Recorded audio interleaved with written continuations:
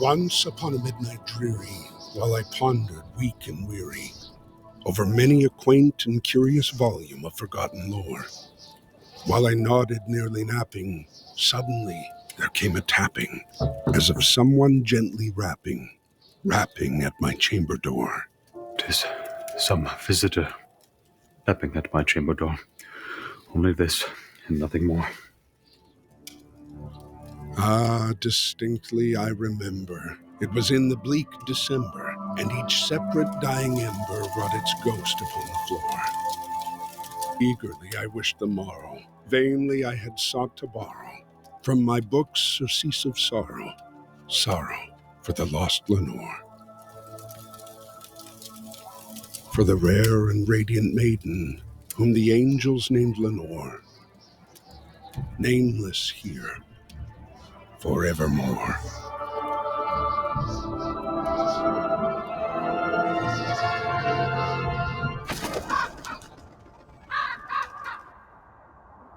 And the silken, sad, uncertain rustling of each purple curtain thrilled me, filled me with fantastic terrors never felt before, so that now, to still the beating of my heart, I stood repeating, 'Tis some visitor entreating entrance at my chamber door. Some late visitor entreating entrance at my chamber door. This it is, and nothing more.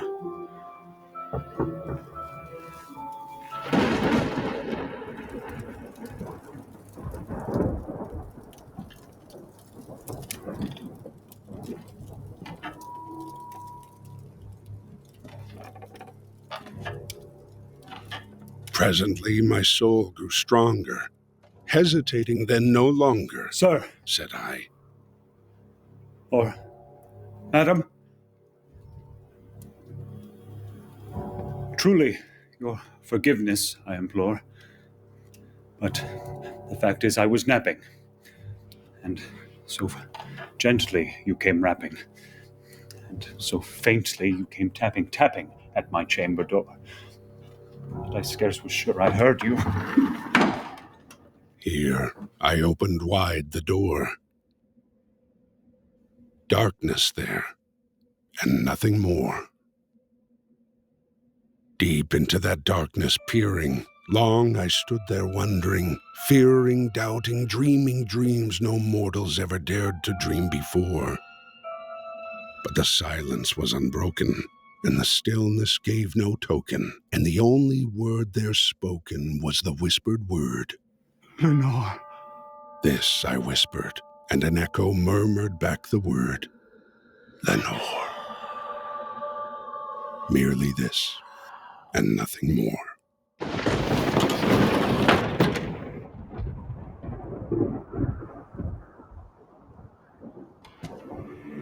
Back into the chamber turning, all my soul within me burning. Soon again I heard a tapping, something louder than before. Surely, said I. Surely that is something at my window lattice. Let me see, then, what thereat is, and this mystery explore. Let my heart be still a moment, and this mystery explore.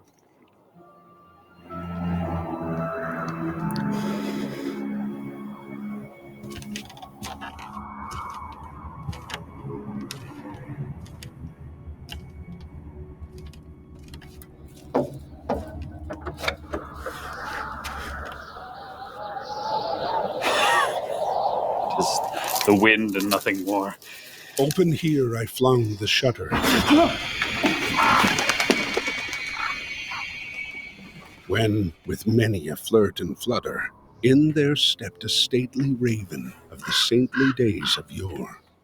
Not the least obeisance made he, not a minute stopped or stayed he, but with mien of lord or lady perched above my chamber door, perched upon a bust of Pallas, just above my chamber door, perched and sat, and nothing more.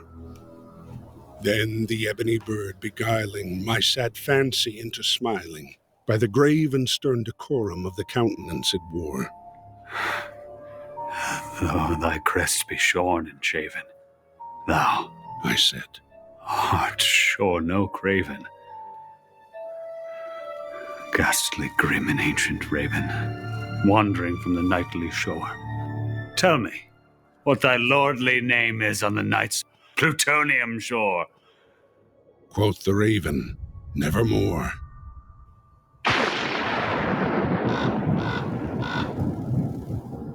Much I marveled this ungainly fowl to hear discourse so plainly, though its answer little meaning, little relevancy bore. For we cannot help agreeing that no living human being ever yet was blessed with seeing bird above his chamber door, bird or beast upon the sculpted bust above his chamber door, with such a name as nevermore.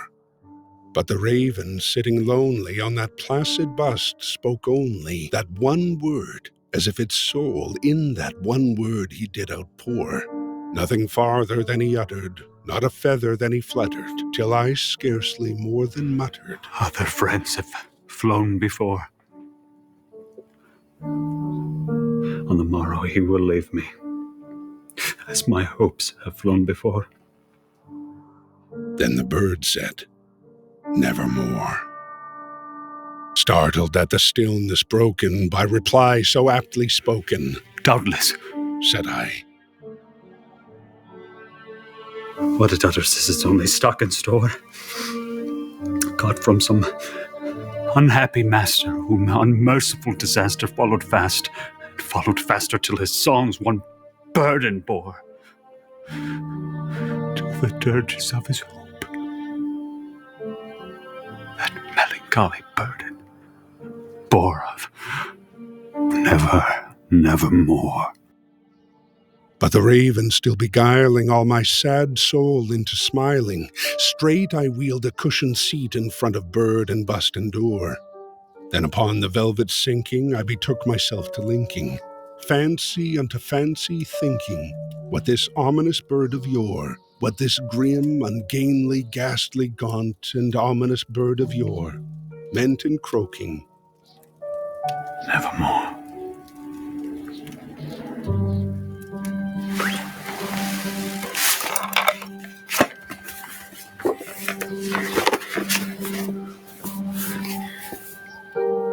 This I sat engaged in guessing, but no syllable expressing, to the fowl whose fiery eyes now burned into my bosom's core.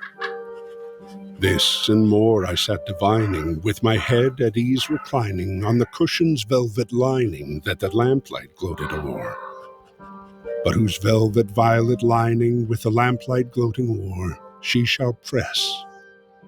Ah, nevermore.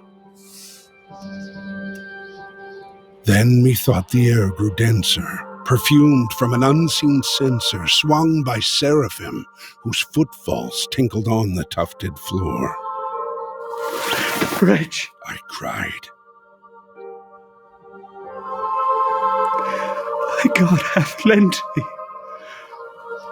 By these angels he hath sent thee respite.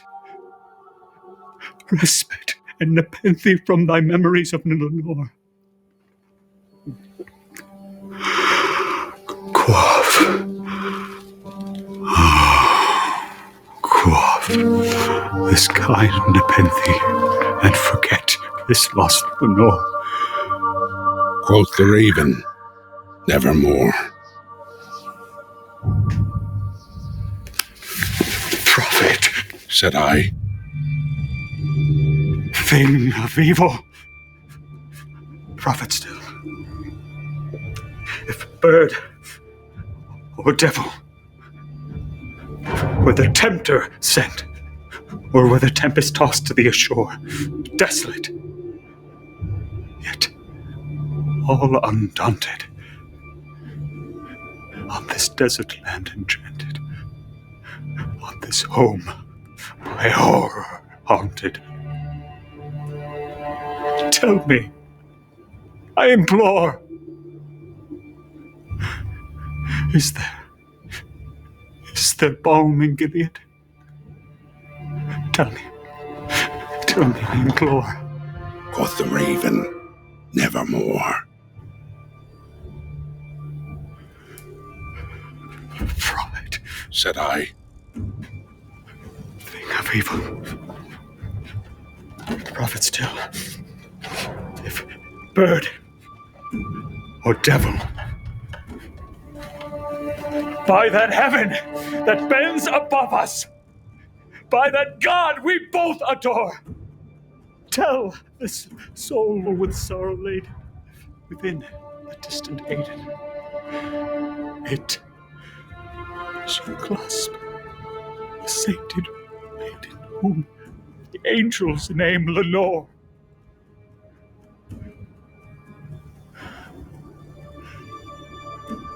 Clasp a rare and radiant maiden whom the angels name Lenore.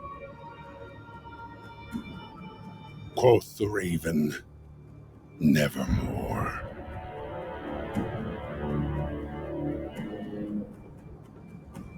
Be that word our sign of parting, bird or fiend! I shrieked, upstarting. Get thee back into the tempest in the night's plutonium shore! Leave no black plume as a token of that lie thy soul hath spoken. Leave my loneliness unbroken. Quit the bust above my door. Take thy beak from out my heart, and take thy form from out my door! Quoth the raven, nevermore.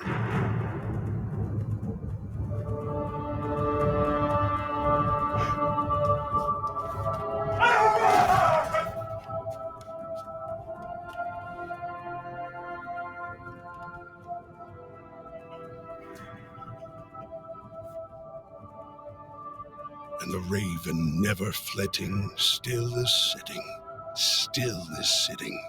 on the pallid bust of Pallas just above my chamber door.